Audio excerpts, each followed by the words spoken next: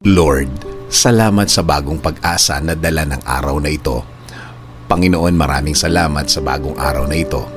Maraming salamat sa masarap na tulog. Maraming salamat sa masarap na pahinga. Alam ko po, Panginoon, na ako'y binantayan ninyo at inalagaan ng buong magdamag. Haharapin ko po, Lord, ang araw na ito na puno ng pag-asa sa aking puso't isipan, sa aking buong pagkatao, sa aking buong araw ngayon. Alam ko po, Lord, na hindi mo ako iiwan ngayong araw na ito at patuloy niyo akong sasamahan at bibigyan ng guidance. Maraming salamat dahil ginising mo ako ngayong umagang ito at alam kong ang araw na ito ay magiging blessed dahil andyan ka, Lord. Punuin niyo po, Lord, ng kasiyahan o joy ang aking puso.